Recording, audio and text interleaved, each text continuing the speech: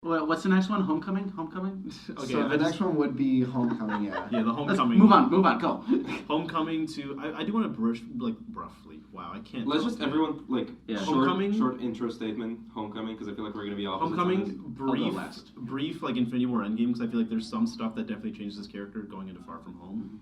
Mm-hmm. Oh, and Civil War, his intro. I forgot about that. So are we doing the brief intros? Sure. I'd like to not go first. I would like to go last. Okay, I guess the voice of reason can start.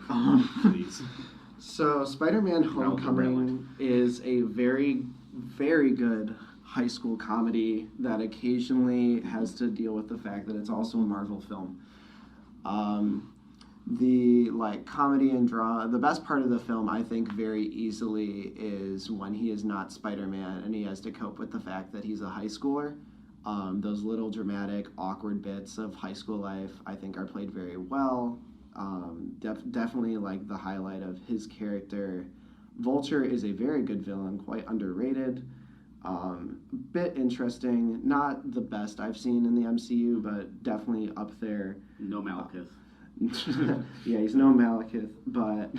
Who's that again? Exactly. Just forget the movie. I wish I could. Yeah, same. Oh, God. Yeah, Spider-Man Homecoming, yeah, it's definitely... It feels like it stops to be a Marvel film, and then the Marvel film feels like it stops to be a high school comedy. If it had been more fluid, it would have easily been one of the maybe even one of the three best, if definitely one of the top 5 MCU movies, if it just been more fluid. Yeah. I don't know. For me, I went to a weird high school. I'm not going to say the name of it, but yeah. That's a good call. Yeah. I went to a weird high school. Oh, wait, isn't that the one that's just like... Yeah. That one, yeah. Oh, but, yes. I don't know.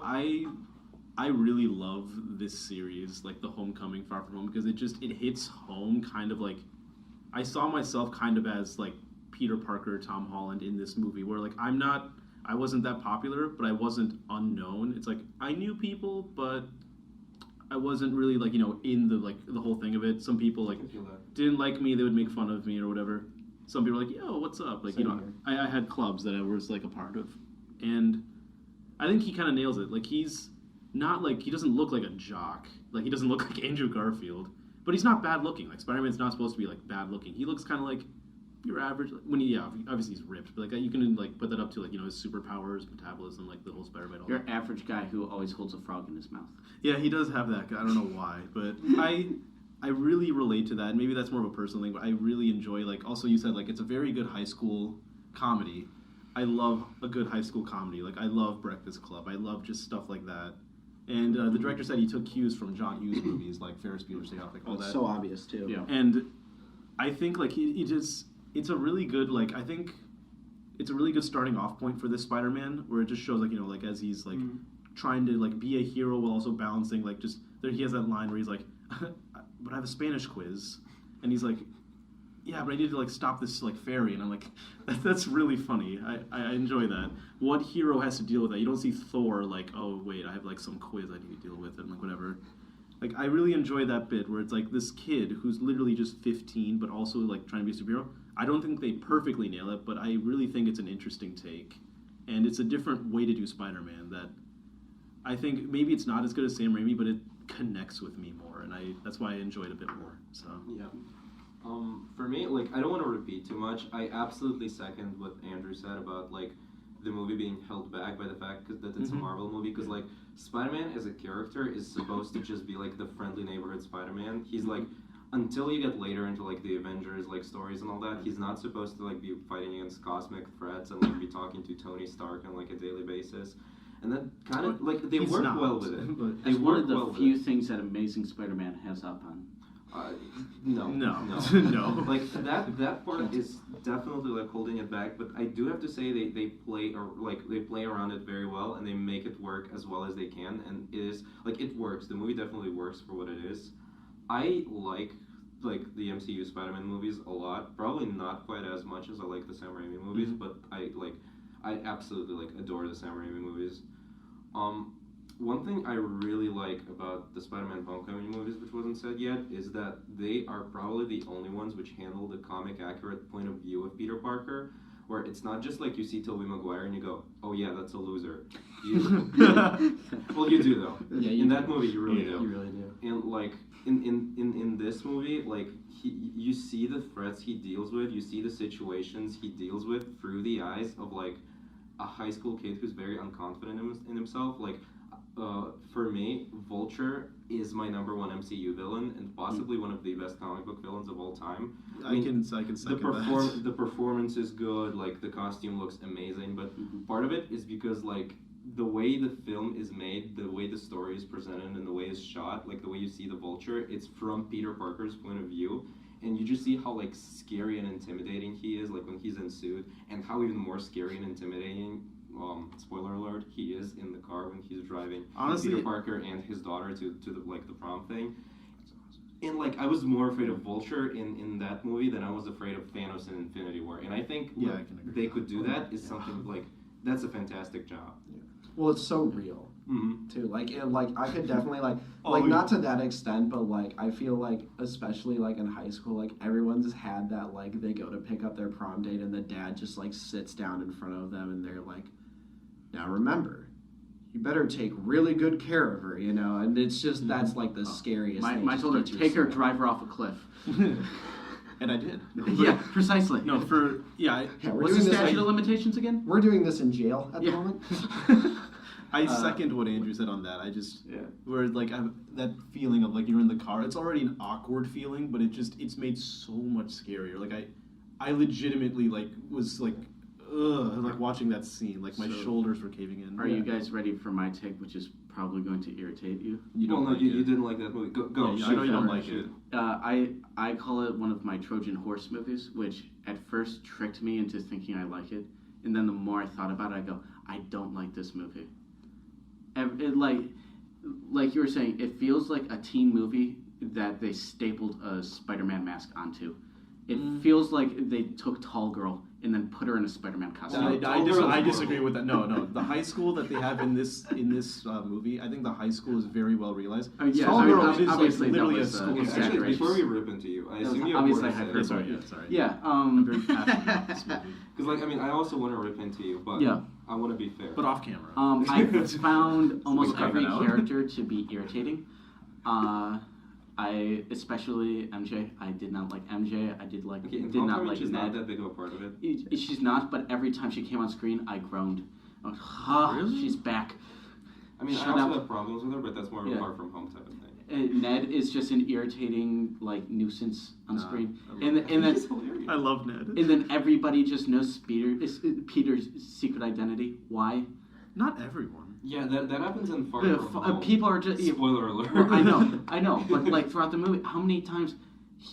I get, yeah, if you're being realistic, it's hard to keep a secret identity, but at the same time, fuck, you Well, can't no, walk when- in.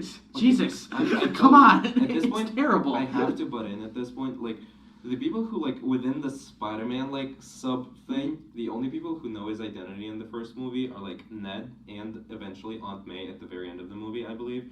Well, I mean, and the villain, the Vulture. But, Ned, the Vulture, Aunt May, Iron Man. all of the Avengers. Okay, no. No, not all the Avengers. Okay, Only just Iron Man. Okay. That we hold off on because that's what I'm gonna arrive at. But like within the mythos, like I know Happy. that normally, well, Happy is part of like the Avengers crew. So normally, like Vulture, It's a lot or of people. well, we'll get to that. Normally, most Spider-Man villains don't know Peter's identity, but it serves like the fact that the Vulture does and then decides not to reveal it to anyone.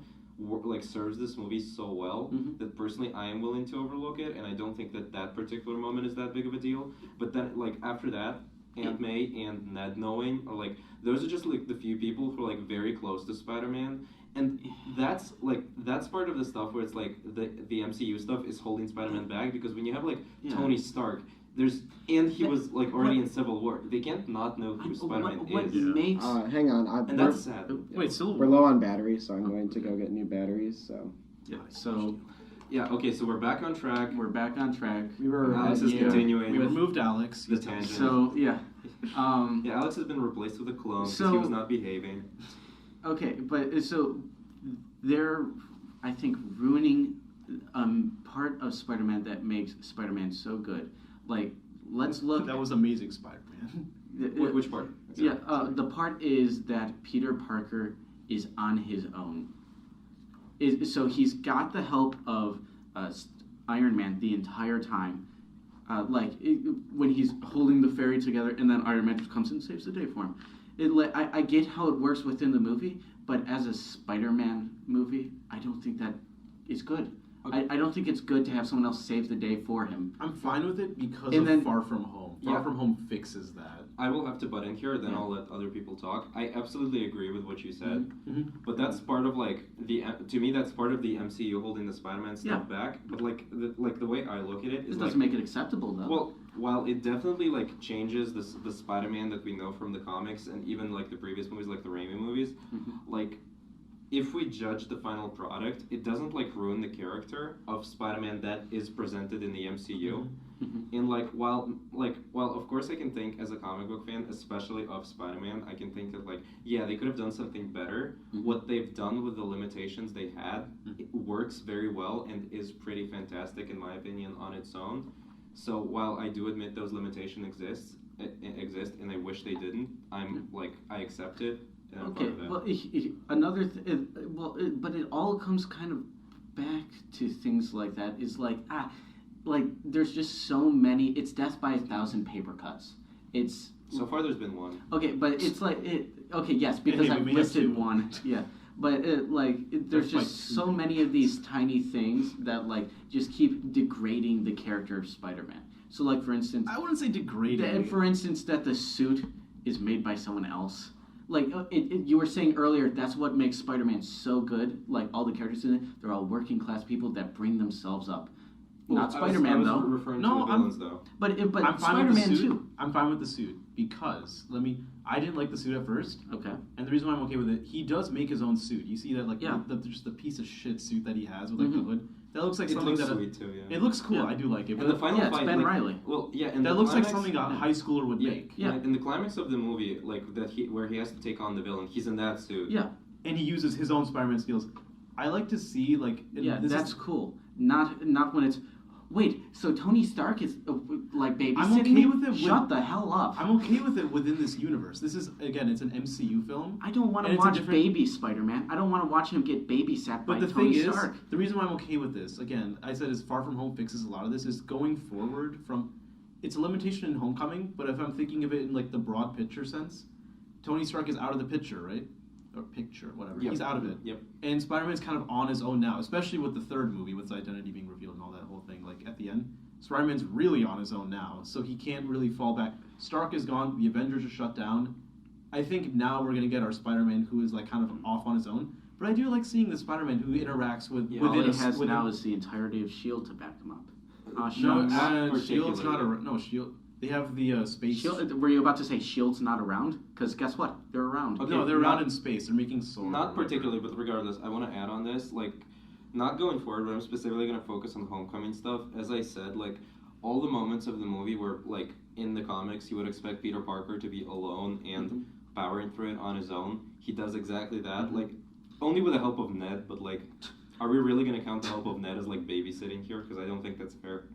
They literally have the shot, from the comics where he's, holding up the rocks on himself. It's not, a robot thing. He's just, that's his own No, strength. And, I'm aware. He's, becoming one with the Spider-Man identity. And Literally, then the third act of Far From Home. it's all in his own suit. And then Pissing, I'm not done moaning, here and yet. crying like a baby.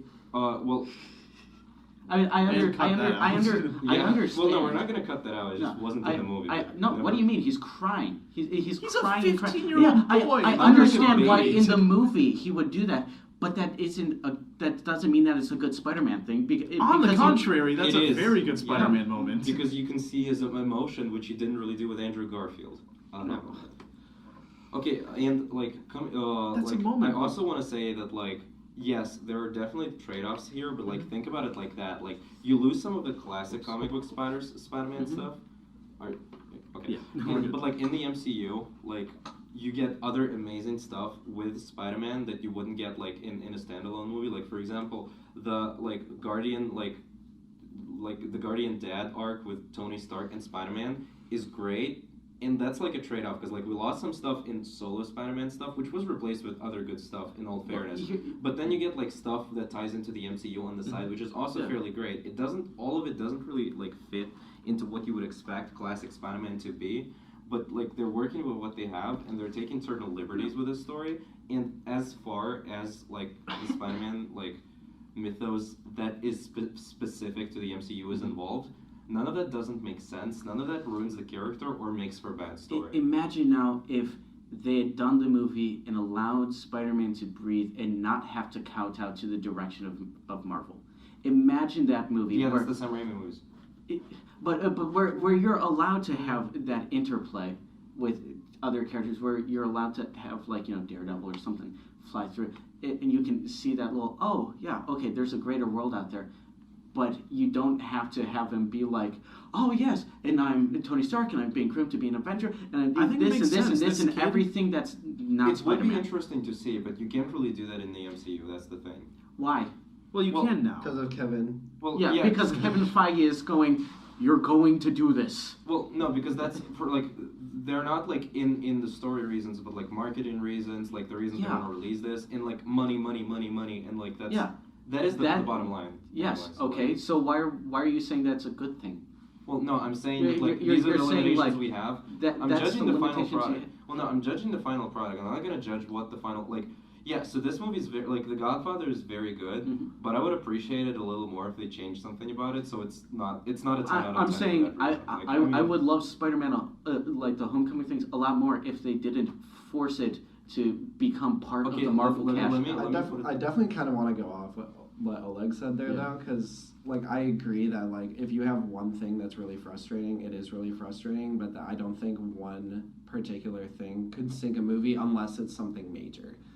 So I think about if a movie has poorly paced editing or the central performance is bad, that's something that can sink an entire film. One particular aspect, I do kind of agree with you that it's not quite true to Spider-Man, although I would like to say I think Tom Holland's the closest we get in the live action Spider-Mans to actually what Spider-Man should be. He hits home what I think Peter Parker should hit home. I still think he's a little bit too popular and too hot. I think so. I don't think he's perfect. But I don't think he's popular. He's popular. He's handsome. He's kind of ripped.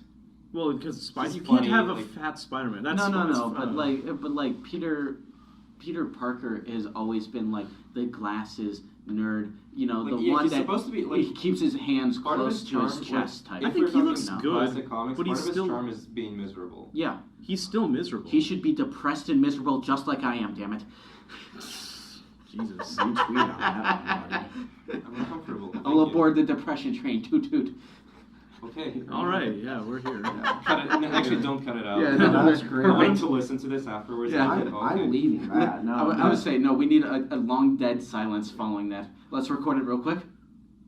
Thank you. Perfect. I will say, the one thing about the whole Spider-Man not being able to do things on his own, I'm not 100% for that interpretation. I do think though that it actually works pretty well for the story. I don't think it should have been Tony Stark per se. That was the Tony Stark mentorship was very much an MCU thing.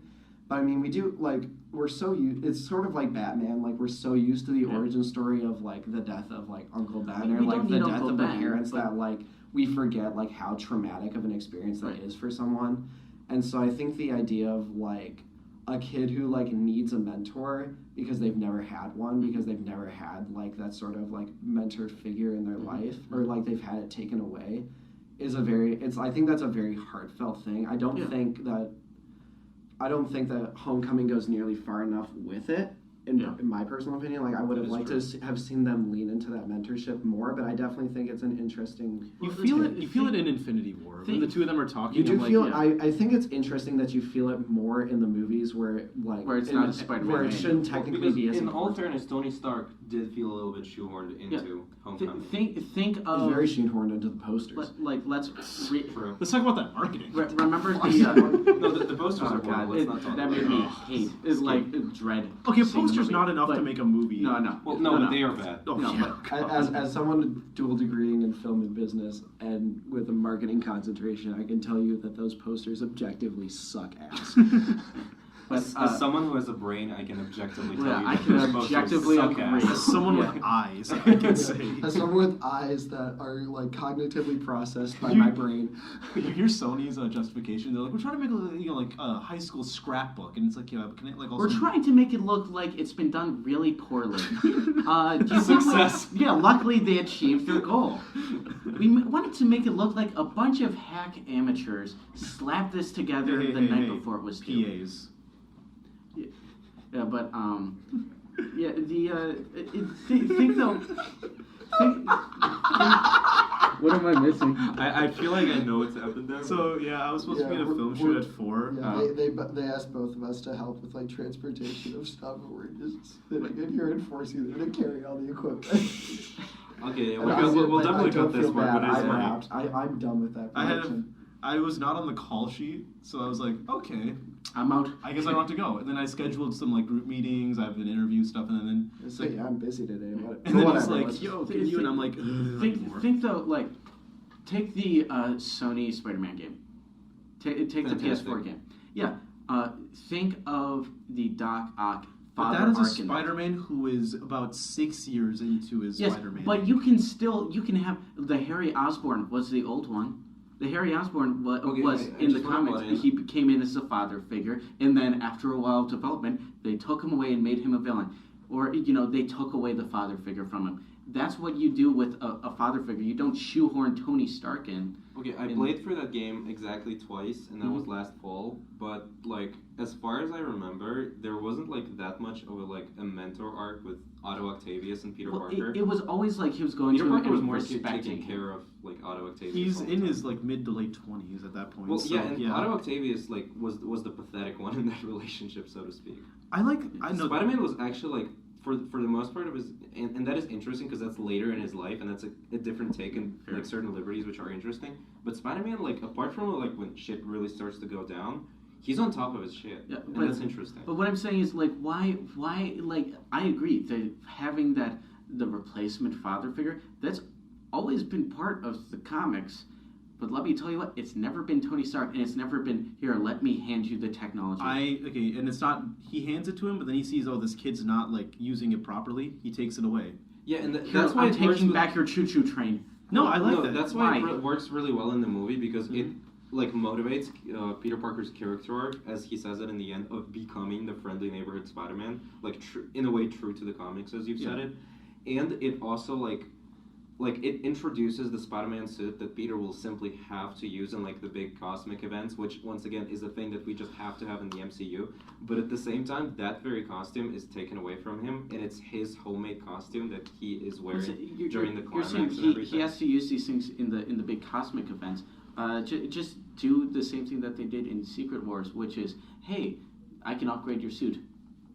Here's an upgrade. That's what he does. That No, is I exactly know, what he does. but in the cosmic events, you don't have to, like, and here's a backstory first, and he's going to wear it for the entire thing, and, like... As I was saying, like, if we follow the plot, then in Spider-Man Homecoming, they introduce, like, the initial Stark Tech suit, which is used in Far From Home, and that is a fine advancement to take Peter Parker in, because that's different stuff, but, like, it works in what they're going for. And they introduced the Iron Spider suit at the very end. It doesn't factor in the story at all. They literally just introduced it. Like, you'll wear this when you were with the Avengers. Oh, I'm not with the Avengers. So, like, just shelf that until Infinity War. They do. So, like you said, it works for what they're going for, but what they're going for is not a Spider-Man movie. I disagree, and the reason why is because of Spider-Verse. And it sounds weird, but let me explain. I don't see It sounds weird, but at first I was like, I don't know if I really like this. Like, this is a different type of Spider-Man. In Spider-Verse, there's that scene in Miles Morales' room where, like, all the Spider-Men, pigs, women, and girls, all the above, are, like, they're standing around and, like, they're telling, like, how they're Spider-Man. And they're like, for me, I lost my Uncle Ben. For me, I lost my... Like, they're, like, talking about that. And they hit on what I think is, like, just a core aspect of, like, Spider-Man, where it may be different people they lose. It may be different challenges they face, but Spider-Man is... like about someone trying to overcome the obstacles in their life. Yeah, and to build up on that, like... And that's why I'm okay with this... Sorry. And that's why I'm okay with this different take, where this is a different take. A different Spider-Man. And why do we like Peter B. Parker, better than the blonde-haired Peter Parker? that Chris Pine voices. Because we have way more time with him. Because in the he's movie. depressed and alone. And No, has to it's overcome because- I think everything. you're No, self-projecting. I think you are really What are you self-projecting. talking about? He is depressed throughout the entire movie. Yeah, but the I reason think you're why self-projecting. no, It's slovenly. the reason why I like Peter B. Parker is because he's imperfect. He's a character. Yeah. Tom Holland's Spider-Man is Yeah, imperfect. no, that's really like not. you can't. He's But okay, imperfect. yeah, no, I was And Peter B. gonna- Parker has. Sorry, I'm almost done. And Peter Yeah, B. Parker no. has obstacles he has to overcome. Tom Holland's Spider-Man also has obstacles he has to overcome. Yeah, everybody in cinema, if you have a half decent writer, they have obstacles to overcome. That's what a fucking story is. Okay, actually, chill. No, that's what a story is. If you say, oh, well, he has But here, obstacles. yeah, but yes, here you're saying I would like, assume. Here you're saying like he's given everything on a silver platter. Which is not true if That's you watch not- the movie. yeah, if you Yeah, watch I'm the not saying movie. he's given everything, but he's sure given a hell of a lot. But all that he is given works within the character Yeah. arc and serves the story. Jumping over a hurdle is a lot less impressive when you're jumping off a box. Well, that's not That what would happens make it in the movie. harder to jump over the hurdle. No, it wouldn't. You have something to step on to jump over the Well, hurdle. no, As someone who ran hurdles, I'm going to slightly disagree, but that is a weird metaphor. That is not. Yeah, really but I representative of the mean, what situation. you're saying makes sense. it's Like- easier to hop a fence if you're get standing what on something I get first. what you're saying, but Alex by did your do track. well, no, Yeah. your logic. I don't here, know if you can tell. Like, it's not really. I think your logic here is that like, the harder the challenge a character has to go through, the better the story is. Period, and that is just untrue. I agree. Yeah, entirely But with I'm that. saying the more power in, you know, if the obstacle is I stubbed my toe, that's not. Once again, you're hyperbolizing, which is Yes. not representative of the movie. Okay, Yeah. yes, obviously I'm hyperbolizing. But it doesn't represent even what you're trying to explain. Yeah, it's not a good metaphor for the movie. Because if in the movie his problem was like, yeah, I'm not friends with Ned anymore, and that's the whole thing, then Which yeah, it would do be you weird. find a more impressive feat is like? Once again, having a harder feat and having a harder challenge in front of you doesn't necessarily have to be a law of like a better story. It does not. agree. It does not by nature make the story better, but it. What's important is the character, how important it is to the Yeah. character, and how it factors into the story. And I'm finally gonna jump in. By the way, I apologize for interrupting you a few No, times. that was because good. like we're talking over Go each other. ahead. Yeah. Like one thing I want to build on back with like the Spider-Verse stuff. Everyone could be Spider-Man. It's kind of cool that we have different Spider-Man, like Miles Morales and Peter Parker, and like the Spider-Verse Peter Parker and Peter B. Parker, which I guess kind of like the classic Peter Parker sort of. Like all of them are The different. good one. What? Yeah, The just good part. The good Peter Parker. get a life. But regardless, like all of them are different. Like they have the similar thing of like losing something and then becoming like embodying that responsibility into like Spider-Man. But the fun part is that if you think back to the comics, like Peter Parker, Miles Morales is different. He's still Spider-Man, and you can explore different stories and different aspects of that character, put them into different situations with different approaches. And I think it's fine if the MCU does something that's not entirely true to the comics. Neither does the PS4 game, but I think you also said you love the PS4 I game. love the PS4 Yeah, game. and like I think it's fine for them to As do long as you're not doing something else. Andrew Garfield, where like this is just Well, no, because clearly Andrew Garfield is not. it's Which not we recommending explained something why. else. It doesn't We say explained it's why. true in bad, any way yeah. to the character, but like what you said there. It's I am embodying the responsibility. Tom Holland, He does. He doesn't feel like he's His embodying- character arc in the movie is literally becoming the friendly neighborhood Spider-Man that he is supposed to be. He rejects the gifts that Tony Stark is giving him to be the Spider-Man on his own terms. That's why those gifts work in the first place, is because the whole story of that movie is him becoming like the man he is, the superhero he is, on his own terms. and he does that for 2 years until Infinity War hits. There's like a 2-year gap. That is why between those that. gifts like work within the story, because it's about him rejecting them or being forced to reject them at first, and Sorry, then not a 2-year, 1-year gap. yeah, like being forced to reject them at first, and then through overcoming the challenges he has to, realizing that he is the superhero. He is not the superhero Tony Stark is. And I will say, like, it's not the truest to the source material, but for me, like we said, like, it's totally fine to deviate from source material. For me, what matters is consistency. Mm-hmm. And I think it, like, Homecoming, though I will say it has numerous issues, one thing that it is, I think it is fairly consistent in that regard. I'll give it that. I really love the fact, and like it shows up a lot in Far From Home too, that like when Tom Holland quips, like you can hear the shakiness in his voice. Like The he's quips like work. we talked about it, like he's not quipping because he's funny, he's quipping because like afraid. he's scared. and that works really well.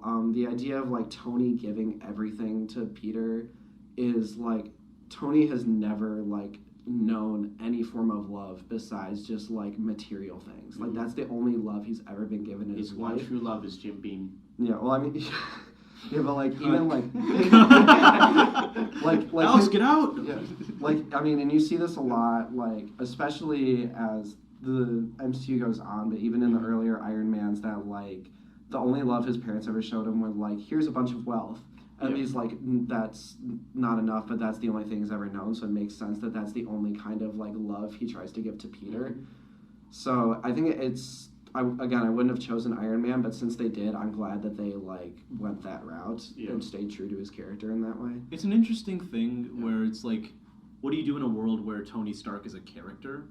And I think Tony Stark is a fascinating character throughout this like entire franchise. And it makes sense that like, okay, he picks up on this other little kid, kind of like, you know, trying to make his way in New York, tries to help him out, and he's helping him out in the only way that, like you said, he knows, by giving him shit. He's like, here, just take more and more, and then, yeah, like that's just, it's a different take on Spider-Man. Even though I dislike some parts of like the MCU forcing every movie to be an MCU movie, one thing I really appreciate is that the characters that come into these movies as like not main characters, like side characters in certain situations, they're not just side characters with character arcs. They have their own movies to explore those characters, and then you get those like separately explored characters to interact with each It's other. not and the that can be CW where they fascinating. give 8 episodes of Batwoman before they tie her into Infinite. Let's not talk about that. Let's not talk about Forget tragedies. Yeah. And the tragedy of Batwoman. Yeah. I do kind of like how the MCU, like, I do kind of like how, like you said, like they have movies to explore the characters and in between movies to push the arcs forward. Like, is that the best way to tell a story? In my opinion, absolutely not. But it is definitely a more unique way than what we're used to. It gives way to different types of stories you wouldn't get in. And I think the big thing really is, like, if you look at how the MCU turned out, I think the 2 arcs that obviously are the most interesting are easily Captain America and Iron Man. Mm-hmm. Captain America because the Russo brothers are the ones who took on Infinity War and Endgame, and of course they did Winter Soldier and Civil War, so they already had a connection. And then Tony Stark, because you watch him go from this completely loathable figure to someone who, like, at the end of the day, kind of reminds me a bit of, like, and this is a weird comparison, but it reminds me a lot of, like, how Steven Spielberg frames Oscar Schindler in Schindler's List as someone who's, like, very obviously just not a good person, but who was able to develop enough of a heart not to be good, but to just, like, do one good thing. You see him turn from young Robert Downey Jr. to modern day Robert Downey Jr. Yeah, That's a good way to put it. Yeah, and like at the end of and I think the big thing is that like at the end of Schindler's List, like you really do feel like really strongly for Oscar Schindler. Like you really like love this person, but he's still not a good person. even though like he's still not really that good. And I think Tony Stark is a lot of like the same. Like you still like he's definitely he definitely turns into more of a good person. He has more time to do it. Yeah, but like you also, I think it's very But I agree with realistic that to say that once you get to the end of like Tony Stark's arc, you're really kind of like, you're like, wow, I'm like really emotional, but you're also kind of like he still wasn't the best guy. Like he's not a Captain America. I am so glad that they're letting it like. I love him and I love seeing RDJ on screen, but I'm so glad that they're just letting him rest at that point where he's good and they haven't tread him into the ground. They might bring him They're back. They're probably going to bring him back, like holograms or whatever. Like like holograms are fine. I heard they may not because he's getting so expensive. He is really expensive. I would understand that. Well, I wouldn't be surprised if his contract resets. No, I don't think it will. But I do think like Homecoming is like if looking at it from an MCU perspective, as poorly fit as Tony Stark is to be the mentor figure in a movie in a movie that should be primarily about Peter Parker, because it is very like we all agree that the movie's better when it's a high school movie rather than when it's an MCU movie, and I think that a big part of that is because it's better when we're looking at like Peter Parker's exploration of Spider-Man versus Spider-Man himself, I guess. And so like I would have rather it be someone more personal, but to Peter in terms of that film, but in terms of the MCU as a whole, Homecoming and particularly like Infinity War and Far From Home are like so essential to what makes the Tony Stark arc work so well. And it's like really one of those like things where it's like, in all frankness, the Marvel movies as a whole are so devoid of threat and emotion that the fact that like an arc like Tony Stark's actually turns out to have like an emotional impact is just, in my opinion, remarkable the way those movies are made. So like I'm willing to let it slide. I will add a minor thing. I think that Can we also talk about Far From Home? yeah, it's a we'll very talk minor about thing. it Yeah, after. yeah. Like I'll just get it out fast. I absolutely agree with what you said there. Probably like all of it. I just want to point out that like Tony Stark as a character, the way he is built up in the MCU throughout the years, is not that weird of a fit for a mentor figure for Spider-Man. It actually kind of makes perfect sense. The reason I think it feels weird is because it's just like the whole introduction of Tony Stark to a Spider-Man centric movie that is supposed to feel like its own separate thing, even in the MCU, just feels a little alien. But once you get past that, he really just fits into that story very well. I'll agree that for what they were aiming for, they did it incredibly well. And this may just also be personal bias as like a longtime comics fan and a longtime huge Spider-Man fan ever since I was a kid. So a comic book fanboy who has no... No, I'm kidding. Precisely. No girlfriend. I just disagree Single ladies in with the what audience? they were aiming for. Yeah. I'm single, ladies. Huh? I think that's fair too. Like at the end of the day, like you know, I mean, and we'll get into this, I'm sure, many times throughout this podcast. That there's plenty of movies that I don't particularly like, that I still think are well made. At the end of the day, I don't like. I think it's best to judge a film on what it's trying to do, not on what you wish it was trying to do. Again, unless one of those things is like we said, like the editing or the care, like something super major. I think it's just very hard with these things that draw on source material to remove them from the source material. It's still like in a fair amount, it's still grounded in the source material. Yeah. Yeah, it is, and I think, this is probably a good transition into Far From Home, which I think is a bit better grounded in the source material because it is a little bit more into itself. I still think, well, I guess to give my summary of Far From Home, I still think it has the same problems that Homecoming has, very much, in that I think it's a stronger movie. in that you really, I think it is slightly stronger. To me, the like Marvel aspects and the like high school aspects feel a lot more intertwined. Yeah. Like those scenes are kind of happening simultaneously. I think the big thing that really ties it together, and I know you're gonna tear into me for this, is like I think that like having MJ in a lot of the situations really does like bring those two things together. Wait, hold on. Did the mic pick up my groan? Let me say it a little louder. Why do you not like MJ? I'm actually like... I also am not the biggest fan. I just find her so annoying. Okay, I actually have a point. I know it's not much of a point. Alex hates women. Okay, let's go. Yeah. Oh, like why? I have MJ? no problem with the actress whatsoever, and the character like herself is. I love Zendaya so much. No, I mean that was She was great in Shake It Up. I think her acting is great, and like she looks the part. Like she has great chemistry with Tom Holland. I think that all works great. But the issue I have is, I guess in a way, a minor issue. The way they like it's supposed to be like it's MJ and Peter Parker. It's supposed to be like a grand relationship, and like he is totally into a different girl in Spider-Man: Homecoming, and that girl is also like she works well within the story, and I have no problems with her either. But the fact that like the relationship with Mary Jane is essentially just a crush, and then they just like kiss in the end, and like the crush itself happens kind of off screen in between the movies. I personally have a problem with that. I agree. I want to defend that. Yeah, but go ahead. Yeah, I think the will they won't they between those two characters is probably like, at least for me, the most interesting thing that Spider-Man: Far From Home has going for it. I really do kind of wish that it had been more like obviously like because Far From Home was better at intertwining the Marvel and the high school comedy like the central conflict of the film was much more Marvel centric.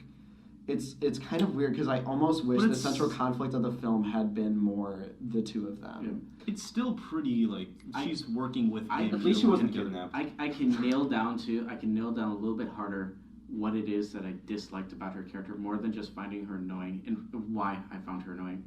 It's the mentality. It's the writing, really. It's that writing of, I'm quirky. Look how quirky I am. Let me keep telling you how quirky I am. The reason why that works, I want to is go into that. because it's terrible. I feel like It's that's, awful. that's No, what no, they've done with no. her in Homecoming. The reason why I'm okay with the Yeah, that's still quirkiness. bad. I apologize.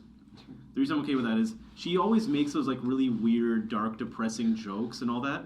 The scene on the Charles Bridge, the St. Charles Bridge, they're walking, and then they're trying to have Tom Holland's character.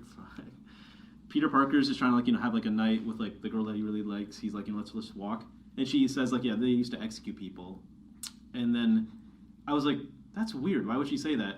And then like I got the sense from that, and then she literally says it later on when like she kisses him. She's like, she kind of just puts up a facade of like, I'm quirky. I'm figuring myself out. I'm just gonna say these weird, gruesome People things. like that irritate me. The people I that actually kind of dig that putting up. character. No, I it's can an understand interesting writing take, it, but that but doesn't I mean think that I like the them. thing is, I think that she will you're grow. not judging the character. You're just judging like your Your dislike of a certain personality. And I'm interested in seeing that because you see, like, when she is like, she says that at first, and then she drops it, and she just talks to Peter Parker. She's very like genuine. She's kind of like, she's a shy girl. She's trying to like talk to him. She's not good with talking to other people. She doesn't have a lot of close friends. And it's a thing where it's like, tell me in high school you haven't seen the people who try to be edgy on purpose and that sort of thing. She's very much like that. And I think as movies go on, she will also grow out of it, which kind of adds to her arc, is that she started here and she's evolved into this. And I once will she say, grows like- out of it, I may be able to stand seeing her on screen. Until she does, I'll always groan whenever But that's she a walks personal on. thing more Yeah, than it's a, definitely that's a a personal thing personal more than a wow, the movie sucks. It's because it works for the arc for me, that it's going still a for. problem that they do it off screen. Like, I think it's just such a missed opportunity. And Yeah, the I reason- agree that it's a missed opportunity. I think that's the biggest It is a issue. little bit, I'm not too upset with anything that happens on screen. I'm kind of upset that there's not more happening on screen, for the sense that like I feel like the character motivations and a lot of things that happen in the movie would make more sense if there was more of that drive, because I think that really is such a central drive of what's pushing Peter forward throughout the film. The reason why I'm okay with the crush starting like that is in Homecoming, he has a crush, doesn't pan out to anything. Like keep aside the That's fact a that fair you point. keep aside the fact that MJ is a very important character in the in this like comic scene. Yeah. So keep that aside. You watch the movie in Homecoming, he has a crush on the girl. It doesn't work out between them. Here it's another crush. This one kind of worked between them, and then let's see where it goes. I'm not sure if you I can- like seeing a relationship that starts from a very like kind of low spot where it's like it's a simple high school crush, but then evolves into something more. I'm not sure if you can separate say like, well, set aside that you know that MJ is obviously going to get together with Peter Parker. That's like saying when you see the name But I honestly- Peter Parker, I like actually this- in that's Spider-Man fair. film. They could have just Are you not had going- them get together. But I like Yeah, this. you would would also not, have but, like, the it's spider possible. bite. Anybody, I like they could this. have the It spider could've bite been- flash it could've been Thompson. an It interesting could have been subversion. him. But I like this so much more than what. I like this so much more than like if she walks in and Peter's like, I'm instantly in love with her, and Well, you're that's not- you're we're my not one arguing true for love. that. The one true love, like I hate that. That's another thing which I don't know if you guys agree with me or disagree. I don't think Tobey Maguire and Kirsten Dunst have chemistry Well, Yeah, at bad all. chemistry. No, They have don't. bad chemistry. I don't like MJ in those movies. No, And- Kirsten I Dunst think is nobody terrible. really does. But the thing is, like, the way that they go about that is also like the Tom Holland is Tobey Maguire's character is like, oh, I'm so in love with Mary Jane, but they have bad chemistry. It's like the one true love, and it doesn't really work with the two of them. And I'm not saying it's not possible to do it because, again, in the PS4 game, they do like it works out in that, but we never see how they met and all that. yeah, I think I like seeing this where they met, and it's a crush. Maybe it'll work out, maybe it won't. Most likely it will because we know the comics. But I like seeing more of a. It started from a realistic place of a simple high school crush, but then grew into no, they really love each other. It's true love. That's Yeah, I a want to sweet say way. like, to defend the Sam Raimi movies, like not to defend the chemistry between like the Mary Jane and Peter Parker because it's Chemistry not in Which existent. there is not. Yeah, it's not existent, and their acting in all of the romantic scenes is pretty cringe, except for a few ones I can think about that are like okay-ish, but like Like where he's dancing in the club. playing piano. No, No, I'm thinking of the put scene some where fire on I'm it. thinking of the scene where they have lunch right before the car gets thrown. Yeah, and also no, No, the that's kissing I ring. don't like that scene. I like it. I also like the I Go like Get what 'em it ends Tiger with, scene. but- Like Go Get 'em Tiger is a sweet scene. There's no really like out of your mind bad acting in that. As far as Punch I me, I remember. bleed. Sorry. Okay, Oleg, please continue. I need to take a second. Thank you very much. Keep falling on my head. I love both montages in I love Spider-Man that 2 and montage. 3. I But that's I at love this that. point that's already off topic. Sorry, go ahead. Like what I was gonna say is that like that romance, like the whole idea of Peter like almost doing the Anakin Skywalker, are you an angel? Is because it's Sam Raimi over the top cheesiness, and Yeah. within that context, I it like guess. it makes sense. It's consistent with the tone. Yeah, it's That's just Shakespearean. so Like, crucial just yeah. to be consistent tone. Also, like, I don't know, I may have read, like, different comics of Spider-Man, but the ones that I remember with Mary Jane is, like, they're also just, like, they're two high school people. In the high school comics, it's like, yeah, here's my date, Mary Jane. Or in the Spectacular Spider-Man series, like, he is friends... I don't That's like pretty well known to be bad. And Wait, am I thinking of the wrong one? Which Yeah. one are you talking about? I'm talking about the really good one that got canceled after 2 seasons. That's definitely not the one. One sec, I need to look it up. Yeah. Well, going off, I'd like to go back to that bridge scene Go. because I think that bridge scene is fantastic. It's really good. You mean the Um, fight scene, like the no, the climax? that or- scene actually, I think that scene sucks. But I like the bridge fight, and I will go into that also. why. yeah, I'll get into that later. I have Um, problems with the villain, and I will also go into that later. Yeah, I think I like the I think villain. the villain's very unique and very interesting. But the bridge scene between MJ and Peter, which I think is fantastic for a few reasons. One, I think the acting in that scene is really good. I think that's really so crucial. How she like says that people get executed here, and then you can like see in her face that she softens a little, and it's kind of subtle, but it's enough to remind you that like. She's kind of just like says it, and then she's like, wait, should I have said that? Is he gonna be okay that I said, like, you can see like that sort of hesitation, and you see it earlier like at the opera and things like that, where she like, where is he, you know, stuff like that. And I do think that definitely helps a lot. Or like when like she figures it out and she like starts exclaiming and like jumping all over the place. 60% sure. Yeah, she's like so. Yeah, she's their so chemistry and their excited. acting is like all Yeah. there. It's 100%. Their chemistry's I was great, so but like shocked when I found out they weren't actually dating because they do have very good chemistry. yeah, and it's I really love how like you see so many different like sides of her in that scene. Like you can definitely see that it's a bit of a facade that she's putting on, which like I will admit that it's not the greatest suit, because without that scene I feel like the rest of the movie would have felt like very much what Alex is saying, but because that scene is there, I think it really helps for that. I guess we can now move into the other bridge scene. Unless anyone I had a little bit to add. Okay.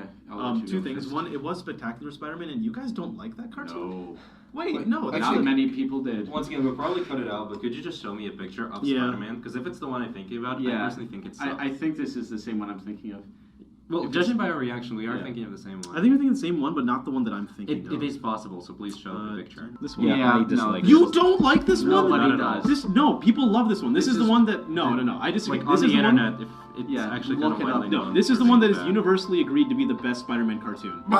Yes. Spider-Man the animated series, you Yeah, jackass. that is true. No. Radioactive Spectacular Spider-Man. Nope. Radioactive- This is the one that is Spider-Man. universally agreed to be No, the best people, one. people on the internet like hate on this one. Yeah. They like No. rip on it as much as they do on the Marc Webb series. That is but that is incorrect. that is beyond the point. We'll get back to this later. I think we shouldn't like we have like Obviously, certain it's Spider-Man Spider-Man and pieces his of media. amazing It's all footing. Spider-Verse, and we have to talk about. Oh, we it. have Yeah, to. okay.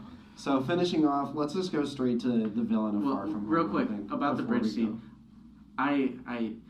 I hate conveniences and contrivances in that bridge scene. When like I like their little interaction there, and then the projector happens to fall out of his pocket and then start playing at that exact moment. Oh, and then suddenly we understand the big mystery. It's revealed. And I was fine with that. She's like, yeah, what about this? And then like it starts bugging out and she drops it. It made total sense. She's like, I yeah. can see where your problem What is, about but these I webs? personally don't have much of a problem with that like little convenience. it myself. feels like if If you want they, to have a convenience, let's bring it back feels the like it would be Sam Raimi like if movies. in Zodiac they pull out a picture of the Zodiac killer shooting someone. Is this the guy? Oh my god, that's right. Well, but That the is- Zodiac that is movie another is a hyperbole. mystery movie. That's another hyperbole that doesn't fit what you're trying to say. And one of them is like a superhero movie that's not supposed to be a mystery, and it comes just at the right time in the plot. Any And the other one twist would is a ruin a mystery mystery. movie. So any like, no. twist should be a mystery. Not necessarily. No. The Sixth Sense twist is not a mystery. I also think it's a bad plot. Okay, that's beyond the point, but regardless. Yeah, any good It's not a twist mystery, should be a mystery, I think. So, I think it should whatever. be... Let's stay on Spider-Man. It's still a contrivance. Okay, We can get into that later. Yeah, I I can give you an thoughts on example, that. but it's very off topic, and it's from a game, so I'll hold off on that, like for a private talk or whatever. But What do we think about Mysterio? I'll go like last. him. I'm calling last. I think it is an interesting way to update the character.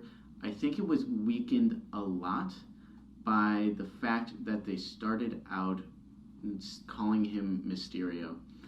Because, like, anybody who's read the comics is like, yes. I mean, he wears the suit and like He wears this... Well, His name is Quentin Beck. and his name is Quentin Beck. Okay, here's the way they do it in the comics usually, is he presents himself as someone else, and then they reveal him to be Mysterio. It's just a lot of unnecessary stuff. Anybody who's read the comics knows the twist, the quote-unquote twist, from the very beginning. To be honest, that's why I'm glad they didn't do it, but that's why I was initially expecting them to actually like Make have him the a good plot guy. twist of not having Mysterio as the I villain know, and I then was- just die in the I was movie. dreading it, But they didn't do expecting it, and I they am didn't kinda do glad it. they I'm didn't. glad they didn't.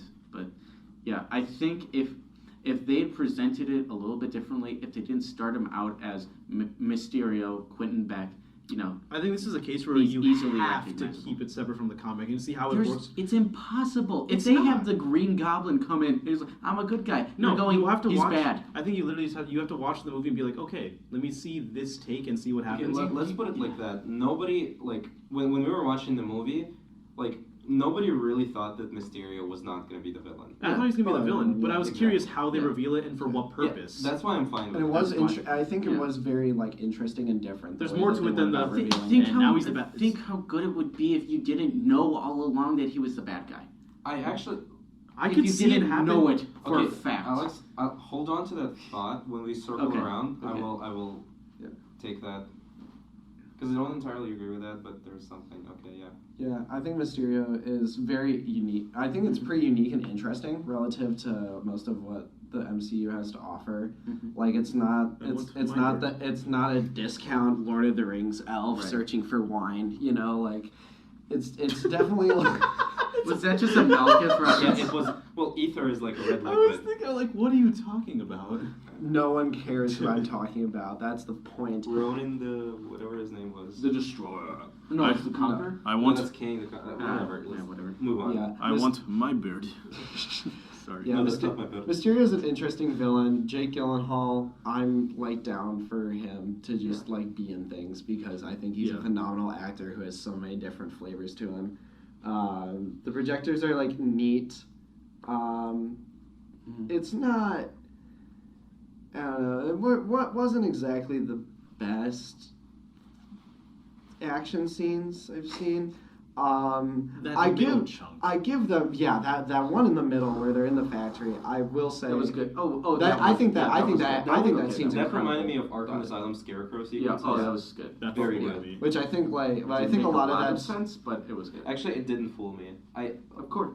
Well, no, like the Nick Fury part, I knew exactly what was Yeah. going on. I But saw was it was coming, but it was still like I was Yeah. still like. I think just the Yeah. like the way that like the production design changed so Mhm. rapidly and so quickly it was so disorienting. It really felt like you were there, and the way the camera like very fluidly like Yeah, went to more Dutch quickly. angles and was like Mhm. moving almost like 180 swings constantly throughout the scene was really cool. So that I think was a great use of it. What I don't think was a great use of the projector technology and all that stuff was the Generic final giant monsters. was the the generic I'm okay with monsters. that. Generic monsters are cool. I think that Ferris wheel scene is the first time in the movie where I really kind of felt a pull against wanting the like bigger action in the film.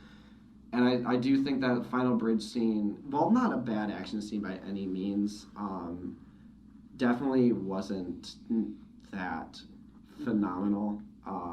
What the smaller moments of it were, I really liked when they were in the museum. Thought that was fun. Really loved right at the end when it was just like, it was just him and Mysterio and like having to get there. That everything hallway changing. scene, I love that Yeah, hallway like scene. the smaller moments again, and I Hallway think scene this is good. I think this goes back to like my whole thing with these is that even in Far From Home where the action is more integrated, it's still the smaller moments of the action that work and not the bigger ones. Yep. So I guess that would be my one thing. Where was the spider sense up until Far From Home?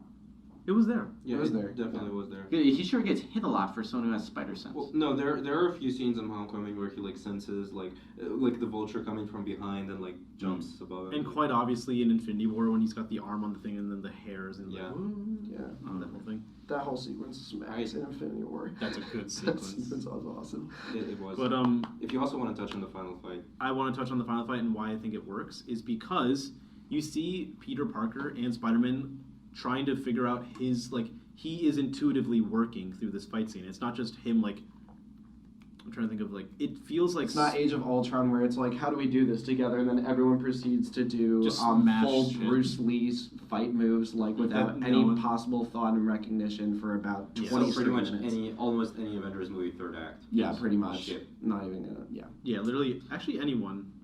I'm trying Well, to think. the battle in Most Wakanda of is the same. Why can't they ever Yeah, The the Battle of reason- Wakanda is such a disappointment to us, otherwise a phenomenal Was it, film. why Vulture was good is because it was one villain with one face and you knew who he was. But you can do different Just things. these, I know, but it's a generic. I'm okay with the general- drones because again, it's a different thing. Or he's like, "Oh shit, I'm literally surrounded. I need to fight all these things off." Would anything have And he changed if attacks they were them. Ultron robots?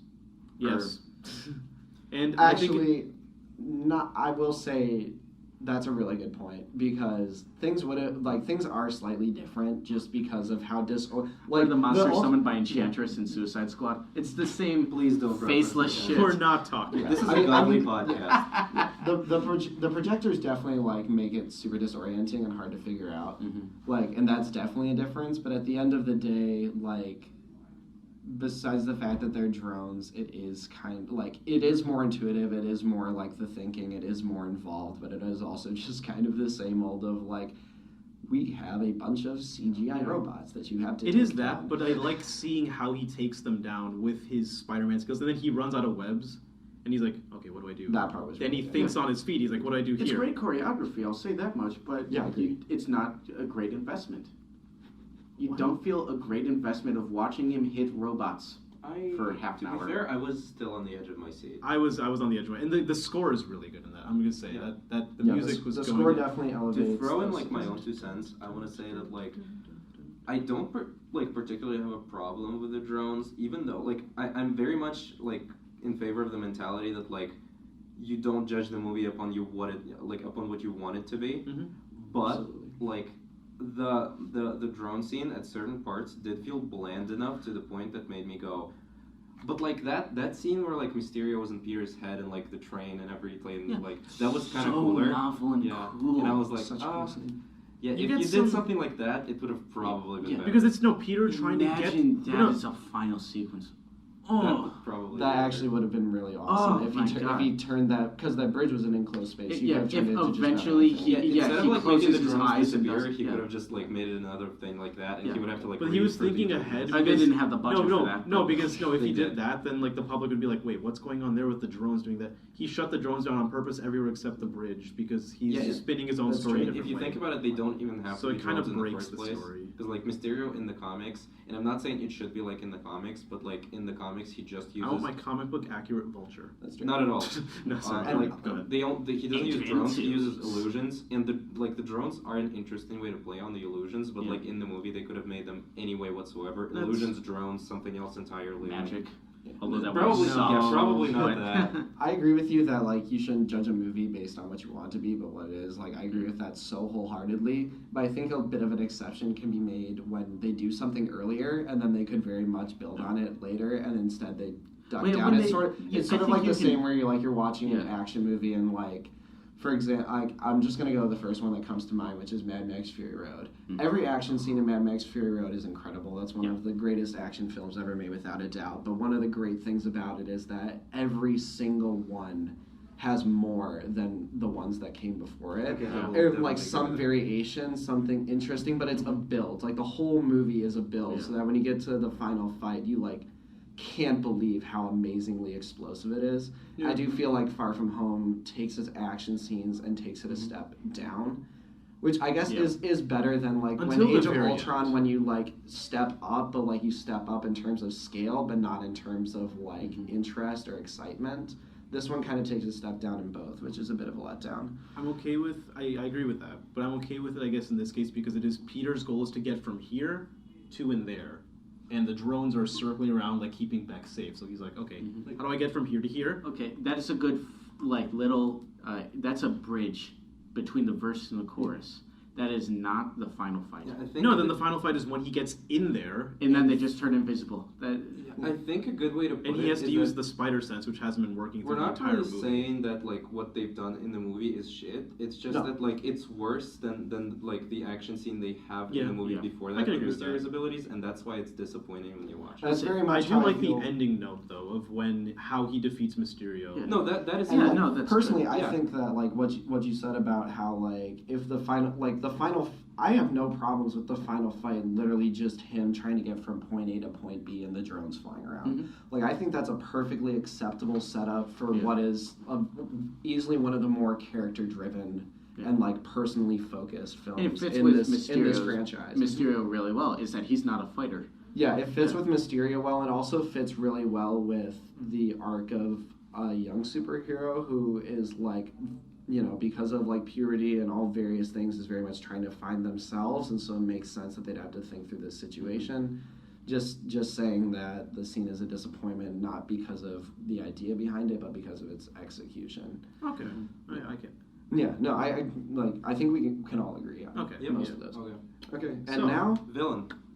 Villain or Spider-Verse? Well, no, sorry. Oh yeah, you never gave your. You never Well, gave- yeah, I wanted to go last, and like, You went very last. and I like once again, I think like Jake Gyllenhaal does an amazing job. He's a great actor, and he's great in this movie. I think all the action set pieces, even the ones that I found disappointing, as we already talked about, looked Yeah. good. Yes. They looked Wow. interesting. Yeah. Mysterio's abilities and costume are all perfect, but I have a okay, not gonna reference other movies, gonna stay on focus. I think that like the reason I was okay with the plot twist, and I asked you to hold that thought for a second, is because the way they started doing it was completely different. Like he was from a different dimension. I knew that part was probably not true, but he had like lost like his family, like his wife. I don't remember if there were any children, Yeah. but like whatever. Like it's interesting build up, and they make him to be a character. But then, like when they like in the bar, I absolutely hate the bar scene when they strip away like the like Mysterio's like acting. I like that bit. I like No, it. I think they just like they turn a potentially great character into kind of a wet fart story wise, because like they build up this deep great character, and in the end he just becomes a cackling Oh, like no, character. That's what I love about it. He's just an No, asshole. the character Yeah, no, the beforehand char- that they build up, his like facade story, is like a shit schmuck writer. Well, yeah, but the thing is, you don't know where they're I going to go lost with my it. entire family And in you another know for dimension, sure- and now I'm here to save the day from the evil monsters. It's a schmuck story. Of course, because it's false. Yeah. And as a viewer, you know that it's false. Yeah. So you already know that the reveal is coming. Okay. But especially coming off of Vulture, who is, Different I think, villain. in everybody's opinion, Yeah. one of the greatest villains in the MCU. Not saying which one, but like one of. You're saying he should have been better motivated than fart. Exactly. Yeah. No, Because, he literally, like, his motivation with, like, Tony Stark, like, firing him is very weak. that was barely, dumb. Yes. It barely touches on this classic Spider-Man thing that they're all like ripped off, Yeah. like working class people. It's like, yeah, we got a check, we can move on, type of thing. Yeah. And like he really hasn't, like, the bar scene, like it's fun to watch, and it's like when he finally reveals it, you kind of like revel in just how he's enjoying how evil he is. But like the cackling where he's just like, you might as well put on like a stash. Yeah, and, that was a bit. The over cackling was a top. bit much, but the reason I'm okay with it is because this guy, he's just an asshole who wants to be famous and like beloved by people. And now in a world without the Avengers and Iron Man, he's like, oh wow, power vacuum. I'm going to fill that and be this hero because I want people to praise me. And I am missing where this connects to him cackling like a maniacal madman. No, I said that that's part what was happens bad. in the bar, or I said the Yeah, well, cackling. no. No, I said the Oh, cackling. okay. No, I said the cackling's over the top, but that's the reason why I think this character shift, where instead of him being like stoic or whatever, but instead he's like, No. he said like his motivation's a wet fart. I'm saying his motivation is he wants to be like praised. And But that's what I we're got saying that, is that like yeah. when they do like the reveal of okay, he's a bad guy, he could very easily be twisting his mustache around his Yeah, finger. no. in that Also, scene. like my issue He's with also Until next time, Spider-Man. he's also like a theater theatrics kind of guy. So I guess that's like once kind again the ideology whatever. of judging a movie upon what it is and not what you want it to be is there. But they like with the whole buildup of him like having a deep motivation, you know it's false. But you can sense that there's gonna be like something deeper in there, like some actual reason for him doing that, and then no, he's just kind of evil, and that pretty much is his motivation, and That's I have an a fair issue with point. it. Yeah, I do agree with that. Very much so. Okay. I think it's weaker than some of the Raimi motivations. Yeah, it's definitely weaker. Well, Raimi motivations are all over Yeah. the top and all like cackling, maniacal Well, villains, they're but all. they're I have a supposed to be. neurotransmitter Yeah, trip stuck in because my that's head. what you want to get from Yeah. it. I don't know, That's what the movie I will gives you. say that if I don't think Far From Home There are just has bad the people. has the tone to make that work. I think the Raimi movies have the tone to make that work because the whole Exactly. friggin' movies are like Yeah. that. Yeah. And for Far From Home, it really did kind of, and that for me is my biggest issue with it is that, like in Homecoming, where it felt like a separation between the Marvel and the high school.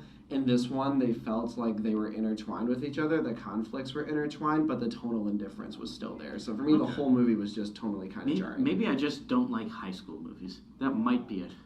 I mean, you could very well It's, not like it, them. There you go. It's